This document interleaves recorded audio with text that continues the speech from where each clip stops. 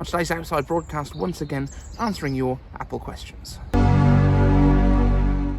Yes, it's the UK, it's really cold. My barber's over there, I'm going there in like an hour. So tomorrow, new hair, new beard reveal, because there's also beard clippers on the way. But yeah, please forgive any weird audio stuff. We are using the AirPods 3 once again. They worked pretty well last time. So let's get into your questions. First one comes up from Mac Daddy. Discord or Slack? I think you have one, but I don't remember which. Is it still active, and why did you choose one over the other? So it was Discord that we went for. I'm not sure that Slack is the sort of thing that you would use for kind of community building. It's more like a workplace collaboration thing, as far as I know, unless they've changed what they do with it. But yes, we do have a Discord. It's not very active. That's my fault. I will try and get back in there, but there is a link down in the description to all of the social platforms, including Discord. So if you want to get involved and you want to be kind of one of the people that is active in there, I will really try and get back in there and actually do a bit more. Next up comes again from Mac Daddy. iCave answers, I think I will miss the minimalist days of 30 pin and then Lightning charging. It now looks like we're getting more charging options, which just isn't minimalist. Lightning on some products, USB-C on others, MagSafe plug and MagSafe disc. It's getting as bad as dongles. I see where some Pro items benefit from USB-C and its variants, but I think it will end up with a bag of charging cables as I wander my little walled garden. Thoughts? So I don't actually think it's as bad as that, because at least at the moment you've got the option of Lightning or MagSafe on the iPhones. You've got the option of USB-C or MagSafe charging on the MacBooks. So you've got those options at the moment, which is great. What I think will happen is that they will eliminate Lightning completely.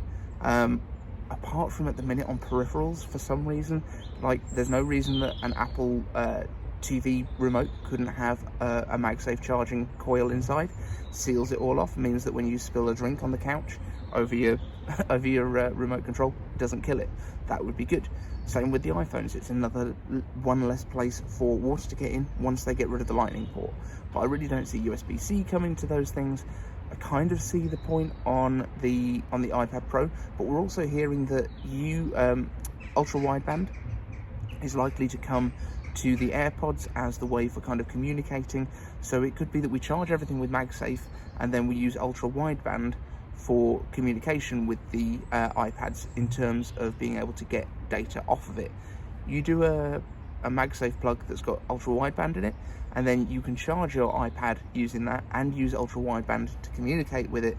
You'll be able to get much faster data rates, like gigabit speed data rates wirelessly. So that would be probably the perfect scenario. That might be what they're going to do when they bring that glass back to the iPad Pro as well. That would be my guess. So I don't think we're going to get like a lot of I don't think we're going to get a lot of kind of fragmentation in terms of what's going on with these charging methods. I think it's just that we're going through a transition at the moment, and that will soon be done.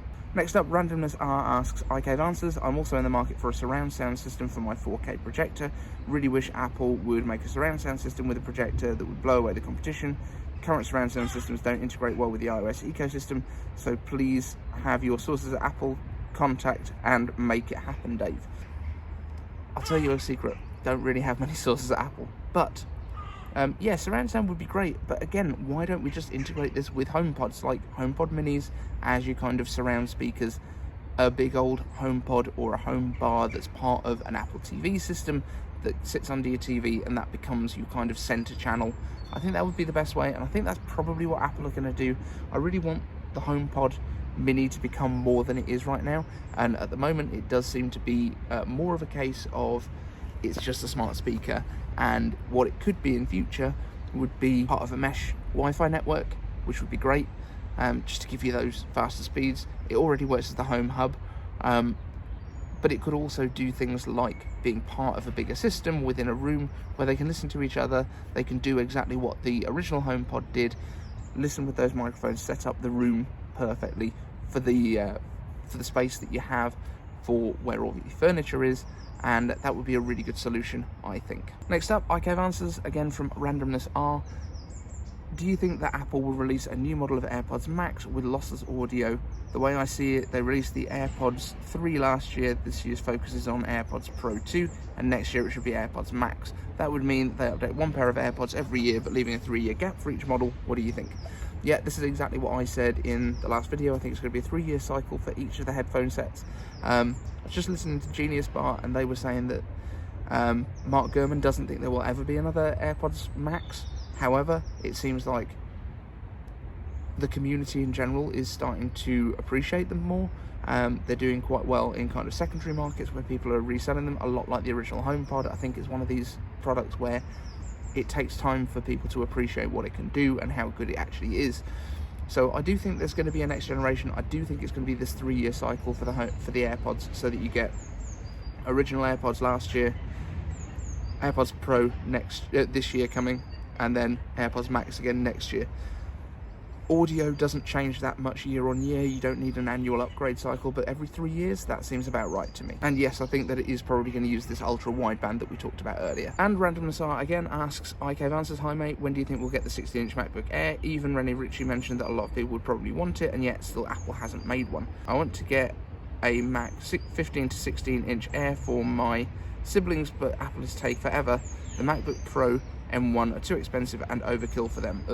Now, I get it. I just still don't think it's going to happen. I think Air means light, Air means small. I don't think that Apple will make a 16-inch, not anytime soon at least. The displays on the Air that we have right now and the next Air are just so good that you don't really need to have that bigger display. I don't know what you would need a bigger display on if you're not doing professional work, which you would use a MacBook Pro for.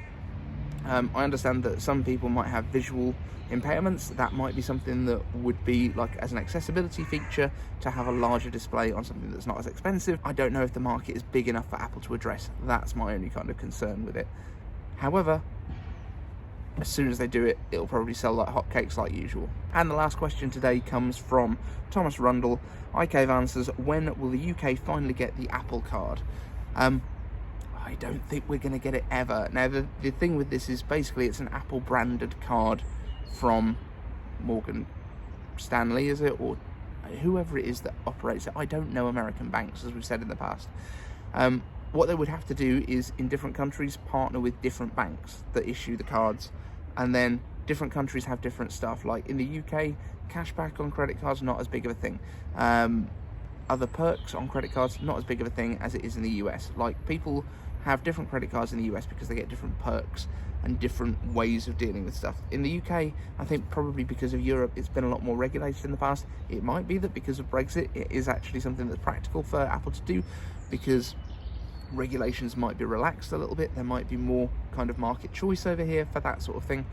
But right now, I don't think there's any hope of it in the next couple of years.